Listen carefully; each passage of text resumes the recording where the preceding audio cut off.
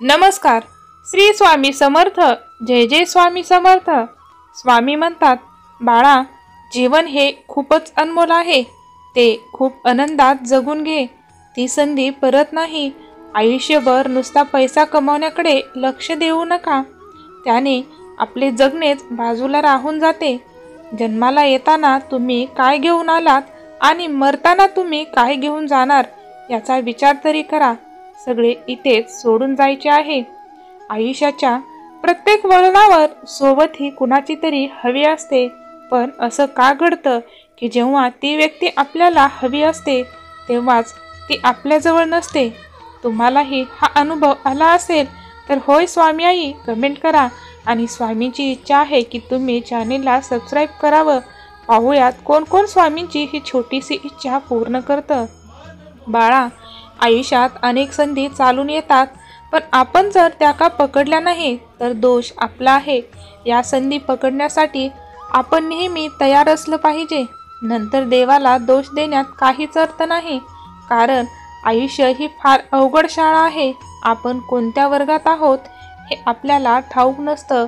पुढची परीक्षा कोणती आहे याचीही कल्पना नसते. आणि कॉपी पण करता येत नाही, कारण येथे प्रत्येकाची प्रश्नपत्रिकाच वेगळी असते. आणि ज्या माणसाकडे विचाराचा भक्कम पाया नसतो त्या माणसाच्या आयुष्याची इमारत कधीच उभी राहू शकत नाही. आणि यदा कदाचित समजा ती उभीच राहिली तरी ती भक्कम असेलच असे आपण ठामपणे म्हणू शकत नाही. खूप कमी लोक आपल्या आयुष्यात सुख आणि आशीर्वाद घेऊन येतात, पण खूप जास्त लोक आपल्याला कटू अनुभव आणि शिकवण देण्यासाठीच येतात. कधी कधी जीवनात इतकं बेधुंद व्हावं लागतं की दुःखाचे काटे टोचतानाही हळूहळू खळखळून हसावं लागतं. आणि जीवन यालाच तर म्हणायचं असतं. आपल्याला कितीही दुःख असेल तरीही दुःख दाखवायचं नसतं. अश्रूंनी भरलेल्या डोळ्यांना नुसतं पुसायचं असतं आणि हसायचं असतं. आयुष्यात जर तुम्हाला काही करूनच दाखवायचे असेल तर आपण काय आहोत यापेक्षा आपण काय होऊ शकतो याचा विचार करायला हवा. स्वामी तुम्हाला सर्व गोष्टीत नक्कीच यश देतील. तुमचाही स्वामी शक्तीवर विश्वास असेल तर स्वामी आई तू खूप ग्रेट आहेस अशी कमेंट करा. स्वामी म्हणतात, बाळा, भिवू नकोस, मी तुझ्या पाठीशी सदैव आहे. या जगात अशक्य असे काहीच नसतं, पण त्यासाठी प्रयत्न करणं गरजेचं असतं. नेहमीच हे लक्षात ठेवा की सुखी जीवनाची गुरुकिल्ली म्हणजे पाप होईल इतके कमावू नये आणि आजारू पडू इतके खाऊ नये, कर्ज होईल इतके खर्च करू नये आणि भांडण होईल इतकेही बोलू नये. सज्जन माणूस म्हणून जन्माला येणे हा योगायोग आहे, परंतु सज्जन माणूस म्हणून मरणे ही एक आयुष्यभराची कमाई आहे. माणसाला बोलायला शिकण्यास किमान 2 वर्ष तरी लागतात, पण कुठे आणि काय कसे बोलावे हे शिकण्यास पूर्ण आयुष्य निघून जाते. पायाला पाणी न लागता पण कुणीही समुद्र पार करू शकतो, पण माणसाचे आयुष्य अश्रूशिवाय पार करता येतच नाहीत. यालाच खरे आयुष्य म्हणतात. बाळा, वेळ हा एखाद्या वाहत्या नदीसारखा असतो, कारण एकदा स्पर्श केलेल्या पाण्याला तुम्ही पुन्हा स्पर्श करू शकत नाहीत, कारण नदीच्या प्रवाहाबरोबर गेलेले पाणी कधीच परत येत नाही. तसेच वेळेचे पण आहे.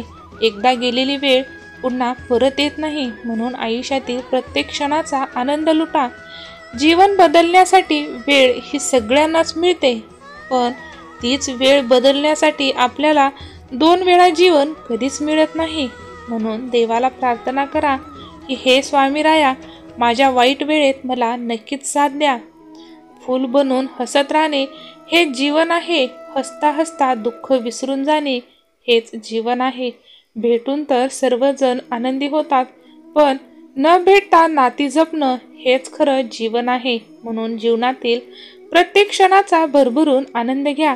सुख हे सगळ्या जवळ आहे, पण ते अनुभवायला कोणालाच वेळ नाही.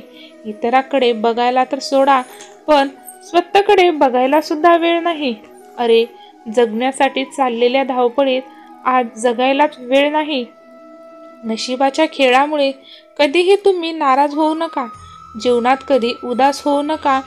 नका इतकाही विश्वास ठेवू की हातांच्या रेषावर, कारण भविष्य तर त्यांचंही असतं ज्यांचे हातच नसतात. कारण जीवनाचे 2च नियम आहेत, ते म्हणजे बहरा फुलासारखं आणि पसरा सुगंधासारखं. कुणाला प्रेम देणं सर्वात मोठी भेट असते, पण कुणाकडून प्रेम मिळणं ही सर्वात मोठा सन्मान असतो. तुम्ही तुमच्या आयुष्यात कोणत्याही व्यक्तीला प्रमाणापेक्षाही जास्त महत्त्व देऊ नका, कारण तसं केल्याने त्यांच्या आयुष्यात तुम्हाला काहीच महत्त्व उरत नाही. तुम्हाला छळणं हा एखाद्याचा हेतू आहे, पण तुमचं काडीचं नुकसान झालं नाही तरी त्याला क्षमा करू नका. आणि तुमचं न भरून येणारं आयुष्यातून उठवणारं एखादं कृत्य दुसऱ्या माणसाकडून झालं, पण तसं व्हावं हा त्याचा हेतू नव्हता, उद्दिष्ट नव्हतं, याची खात्री पडली तर त्याला मोठ्या मनाने क्षमा करा. आयुष्य खूप साधं असतं, कधी कधी खूप रटाळ वाटतं, पण त्याच आयुष्याचा महोत्सव करता आला पाहिजे. श्वास घेणं आणि सोडणं याला जगणं म्हणत नाही, तर प्रत्येक श्वास घेताना आसमंतातल्या सुगंधांचा प्रत्यय आला पाहिजे. थंड पाणी आणि गरम इस्त्री जसे कपड्यावरच्या सुरकुत्या घालवतात, तसेच शांत डोके आणि उबदार मन आयुष्यातील चिंता घालवतात. कधी कधी वाटतं की आपण उगाचच मोठे झालो, कारण तुटलेली मनं आणि अपुरी स्वप्न यापेक्षा तुटलेली खेळणी आणि अपुरा गृहपाठच खरंच खूप चांगला होता. आयुष्य हे वहीतील पानासारखं असतं, रिकामं तर रिकामं आणि लिहिलं तर छान असतं. शेवटचं पान मृत्यू आणि पहिलं पान जन्म असतं.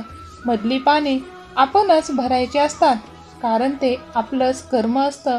होणाऱ्या चुकांना टाळायचं असतं, कुठलंच पान कधी गाळायचं नसतं. चूक झाली तरी फाडून फेकायचं नसतं, कारण त्यातूनच आपल्याला पुढे शिकायचं असतं. आपल्या आयुष्यातील आवडत्या व्यक्तीला वेळ देऊ शकला नाही तर दुरावा वाढतो, अंतर वाढते.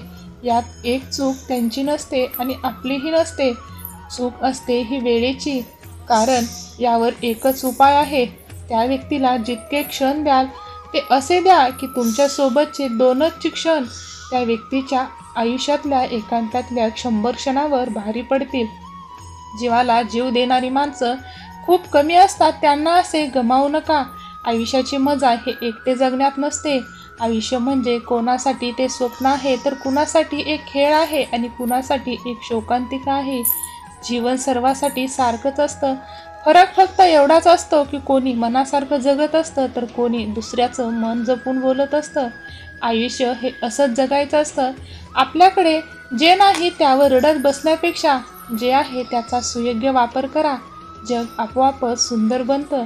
ज्या दिवशी तुम्ही तुमचं आयुष्य मनमोकळेपणाने जगलात, तोच दिवस तुमचा आहे. बाकी सर्व तर कॅलेंडरच्या तारखा आहेत. धन्यवाद. श्री स्वामी समर्थ. तुम्ही हा व्हिडिओ शेवटपर्यंत पाहिल्याबद्दल तुमचे खूप खूप आभार.